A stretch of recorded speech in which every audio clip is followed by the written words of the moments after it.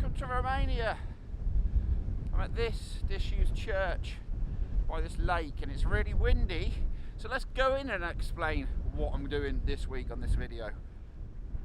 Let's switch mics as well, might be a bit easier.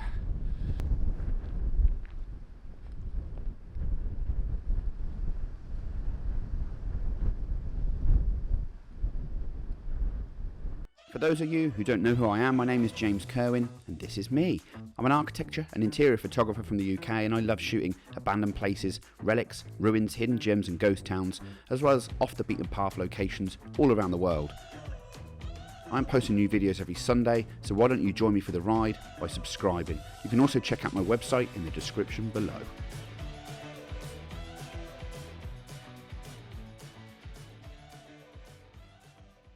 We're going to be talking about, does gear really matter in architecture photography, and in particular in fine art architecture photography? And we're going to be comparing the Canon M50 with a 10 to 18 millimeter, what is this, an f4 or something on here?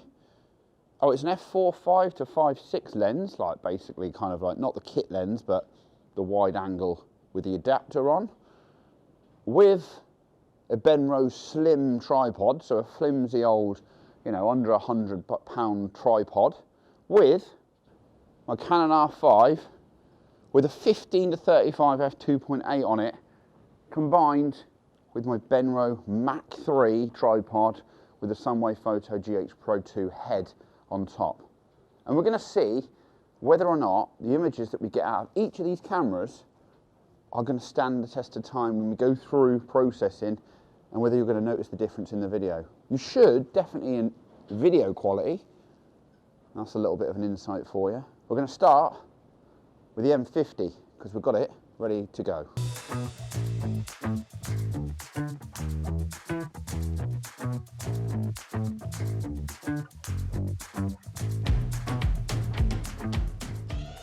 Now, I usually use this camera a bit for video, but today we're going to be shooting with it. And because we've got quite a high ceiling in this building, I'm going to obviously have to get this tripod up as high as possible on the, for using the M50. Hopefully the sound is okay on this video, by the way, because it's pretty windy. And I'm shooting, okay, straight away. I'm just going to do 1 point perspective on both cameras so you can compare the two and see if we can get any difference in quality. The biggest thing about the top of this geared head, well, it's not. That is the thing, it's not a geared head. It's a ball head on here. So that means we're going to need to think about that. I'm also going to need to take my gloves off to get focus. And we're not focusing very well, is the first thing that's happening. So we need to try to do that. I don't know why we're not focusing very well. Let's try and work it out.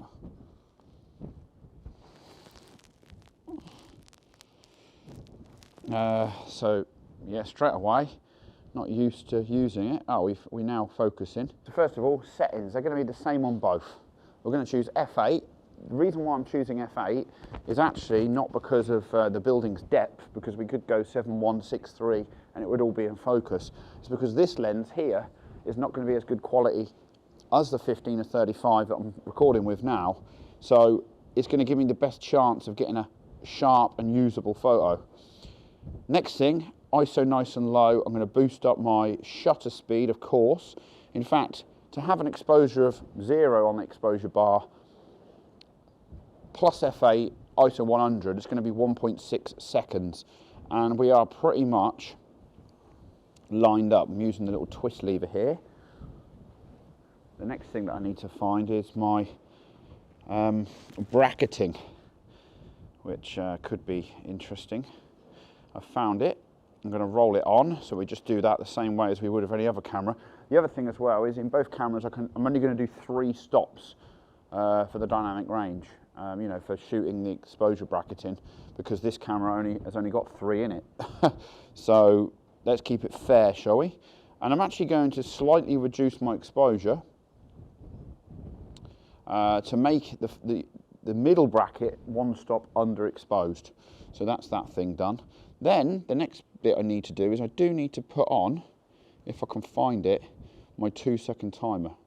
Otherwise, my bracketing is not going to work. And now it's shooting. Well, that's lovely. But it didn't do any bracketing. So I'm not sure why. Let's try and work that out. Again, I haven't used this for quite some time. Probably something to do with live view. Let's turn that off, shall we? Seems to be on to me. One shot, everything's fine. We've got a 10-second timer on now. See if that makes bracketing work. Activate bracketing, come on, before I freeze to death. No, didn't work either. Okay, I'm going to do it manually because I have no clue how to turn it on in this camera, which is pretty ridiculous, to be honest. But I don't use it. Like I said, I don't use it. So now I'm going to go for one that's, all I'm doing now is changing my shutter speed to make it one that's 0 on the exposure bar.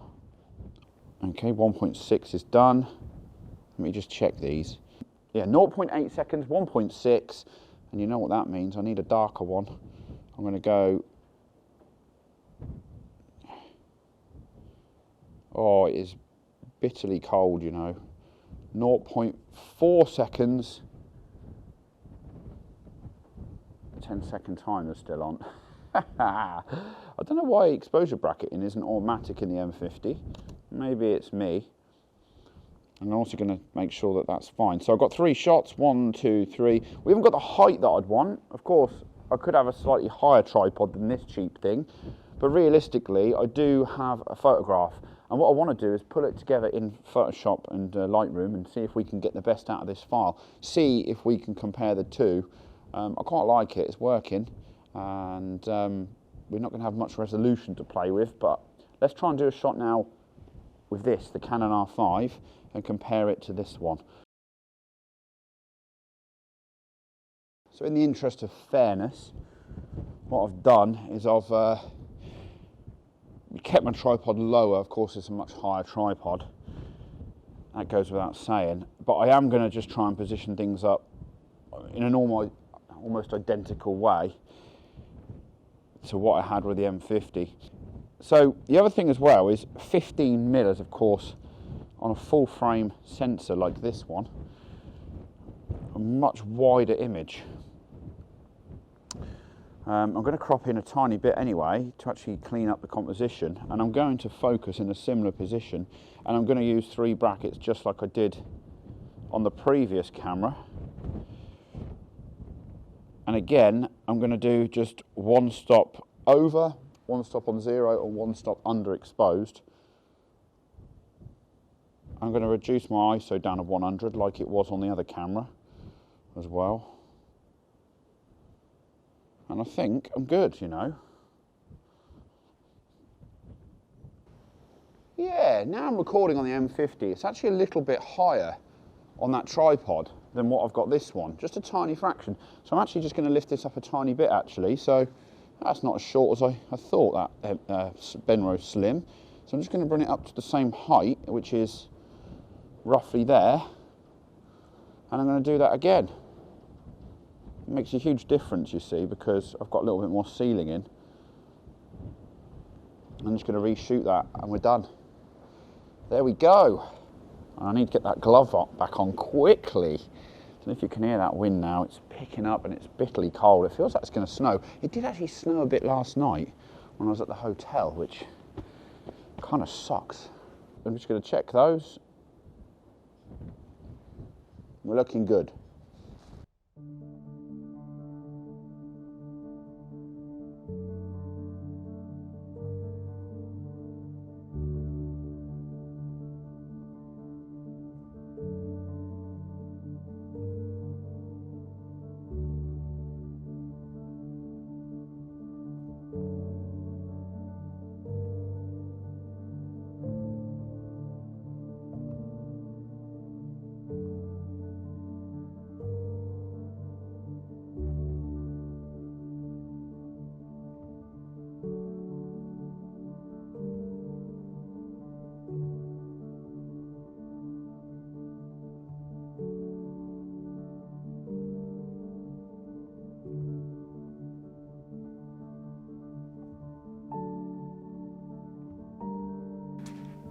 Okay, so that wraps up the shooting then for today. Some lovely colours in Romania, right? Autumn sort of kicking in. Nearly winter, actually.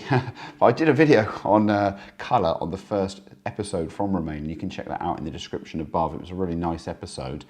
If you haven't seen it already, that is, of course. Now, for social media, I think these images, there's not much difference in quality at all. That's the comparison. There's a slightly different perspective. I'm going to put the images on the screen again now so you can just double check them, but there's a slightly different perspective due to the fact that we're shooting on a full frame and a crop sensor camera. What I could have done is punched in on the full frame one and got it very similar to what we were getting out of the crop sensor, but I didn't. It was kind of difficult shooting conditions, but you get the idea. For social media, most images are crushed down, of course. Pixels are going to be a maximum of 2048 on the longest edge, for example, on Facebook. 1100 pixels or 1920 maximum on, say, a header on a portfolio website. And even the M50 can produce pixels or resolution comparable to that. But you'll notice the difference, of course, when it comes to print resolution and quality. The print resolution in the R5 is tenfold what it is out of the M50. It goes without saying. The crop sensor camera is capable of producing prints, of course, but what you can get out of the R5 is much bigger straight out of the camera. And you could, of course, up-res the M50 and the R5 quality, but there's no point talking about that because you can do it to both. So in terms of what comes straight out of the camera, of course, the print resolution is going to be better out the R5. And that's where really things are, if you don't ever print or you don't ever produce images for printing, then there's not going to be a huge difference, of course, in architecture photography, such as what we're doing personally on this channel. So there are two big differences, I'd say, and the first one of those is cropping. It goes without saying, because architecture photographers, we do crop quite a bit, actually, in post-processing. And with the M50, to be honest, really difficult to crop into. You're starting to get quite a mushy image if you're going to do that on a regular basis. That is where the full frame, professional level cameras do come into their own somewhat. But again, that's a kind of use case scenario that is really for fine-tuning imagery and using, especially when you're using like specialist lenses. The other main difference, of course, and you may have noticed it, and I'm going to put some examples on the screen, is video. For me personally, that's where you get the better value, and one of the reasons why I upgraded to the R5 originally anyway. Video quality in the R5 is massive compared to anything like the M50 or even my old 5DSR camera. In this video I created clips with both alternating, and in the R5 of course it handles high ISO much better, especially with that full frame newer sensor. I'm using 4K in both, but also the autofocus is miles ahead in the R5. It's got a new autofocus system, of course. So that pretty much wraps me up for this video. I'm really sorry that I had to finish the end of it here in my empty new apartment in Istanbul. I did actually record all of this in the field, and I ballsed up all of it with bad audio. It was really windy, I didn't plug it in properly, and it was a bit of a mess. So I'm hoping, I've had to move all into one space to try and eliminate the echo with the sofa, which is the only other bit of furniture I have at the moment here. But I wanted to get a video up as I promised earlier in the week.